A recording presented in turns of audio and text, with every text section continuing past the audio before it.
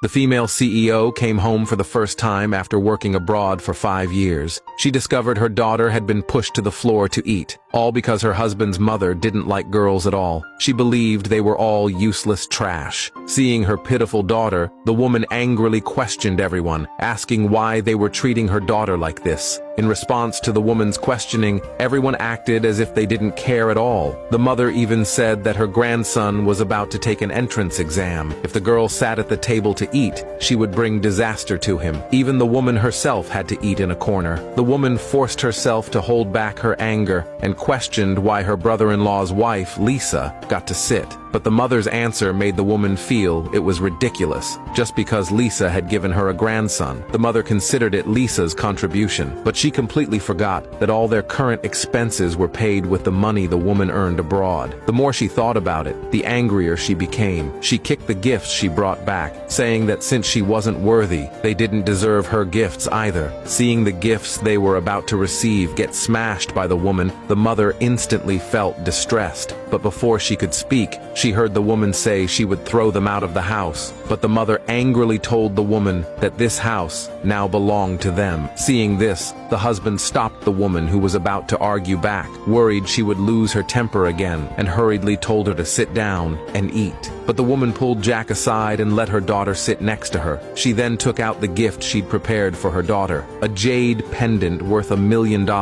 But just as she put it on her daughter, the mother criticized her, saying the girl was a useless waste and didn't deserve such a fine pendant. She said it would be better to give it to Jack to bless him with getting into a good college. Even Lisa next to them joined the mother in criticizing the woman, saying the woman could give it to her son instead, and when the woman got old, Jack could take care of them. Hearing Lisa's words, the woman couldn't help but let out a small laugh, saying believing someone as selfish as Jack would take care of her, she'd rather spend more money on a nursing home. But her words angered Lisa, who immediately said the woman was too selfish, and that someone like her didn't deserve a house swap with them. After hearing this, the woman realized the reason they were living in her home. They wanted to swap houses with her. She knew her house was worth over $1 million, and it was next to the top high school. Once they had the property deed, they could get a free admission spot. Learning the truth, the woman was furious. She immediately refused them, seeing her cowardly husband in front of her actually siding with his mother against her to completely make them give up the house and quota. The woman planned to throw them out right away, but the mother wasn't willing to give up. She immediately pretended to be pitiful, complaining non-stop about the woman's actions. Her older brother-in-law's family beside her took advantage of the years she didn't return home to slander her, saying she found a new husband abroad and now wanted to betray their brother. They even claimed the daughter might not be his.